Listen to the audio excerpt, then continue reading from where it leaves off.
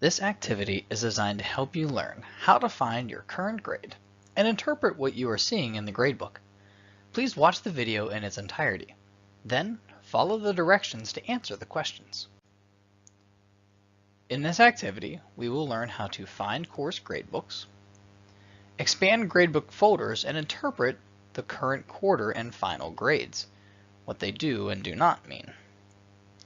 Understand the different symbols that we might see in the gradebook, and see how each activity is clickable and that you can click on each activity to review submissions and feedback. Your gradebook is going to be one of your most powerful tools since that's how you're going to be scored. Keeping track of your grades is incredibly important, and you have to make sure that you understand what you're seeing in the gradebook so that you know what you do and don't need to do. To find your gradebook, navigate to any of your course pages, and on the left-hand side of the screen, below the course picture, you'll see a link to your grades. Clicking on Grades will allow you to access all of your historical and current grade information for that course. The Grades button is shown here on the left-hand side of the screen, just below the course picture.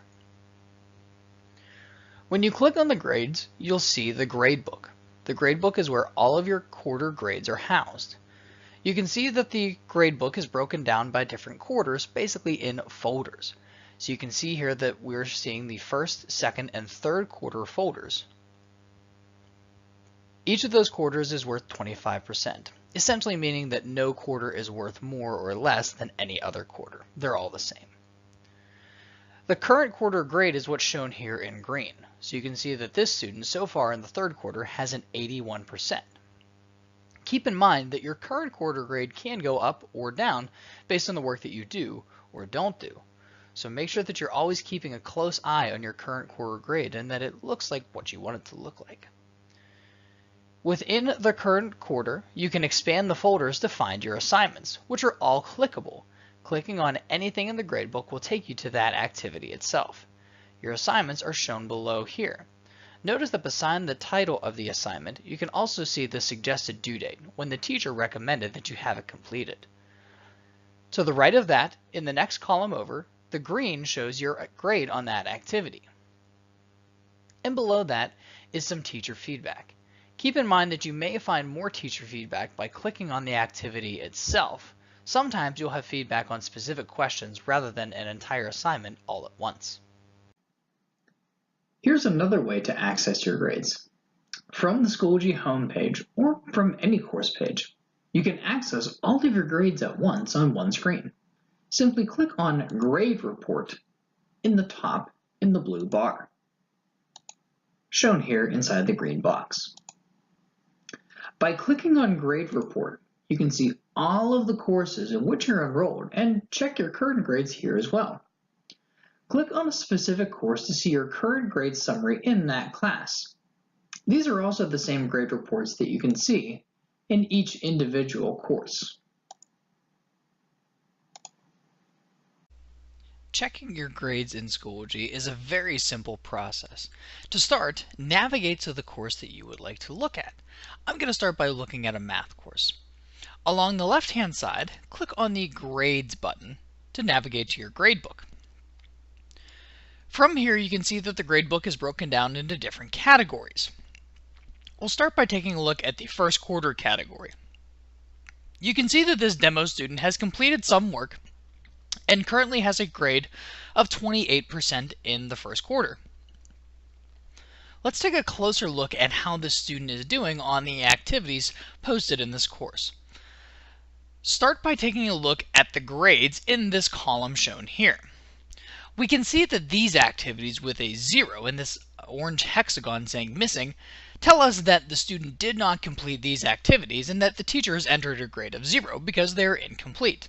However, you notice that the second activity has a puzzle piece beside it. This means that the student has completed this activity after the teacher entered in the 0. This means that the teacher will need to go in and find this activity and then decide how it should be graded. Something else you may notice is that the student was excused from an activity. We can see the note from the teacher here saying that the student was excused from this assignment due to a tech issue. The excused activity does not calculate towards the student's overall grade and therefore does not count. We can see in this activity that the student has scored a 17 out of 20. In the gradebook, all of these activities are clickable. So if we were to click on this activity, for example, and open it in a new tab, we can go in and view exactly what the activity looks like. We can see when the student completed it, how long they took it, and we can also see that there's some feedback left on this activity. Click the View Assessment button to see the student submission and to see the feedback left for the student.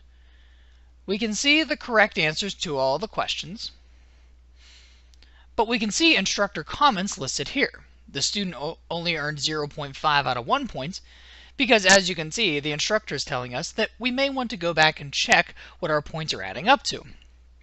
You can see this question has a grade of 0 out of 1. As we can see, the instructor comments tell us that it looks like we forgot to answer this question. Navigating back to the gradebook, we can see that these activities that have a dash are not counting towards the student's grade right now. However, the puzzle piece again tells us that the student has turned in the activity, but it just simply has not been graded. Again, if we open the activity, we can see that there is no score provided because it's pending review. The teacher still needs to grade it. You can see that a lot can be learned from looking at the gradebook and making sure that you understand what you are seeing here. We can also see that there are upcoming activities in the coming days that are not yet graded because they have not yet been completed by the student. Let's take a moment to make sure we met our desired results. In this activity, we talked about how to find the course gradebooks. We talked about expanding the folders within the gradebook and interpreting what the quarter and final grades do and do not mean. We also talked about how to understand the various symbols that you might see in the gradebook, and also how to see that each activity is clickable and that you can click on the activity to review your submission and the feedback left for you by the teacher.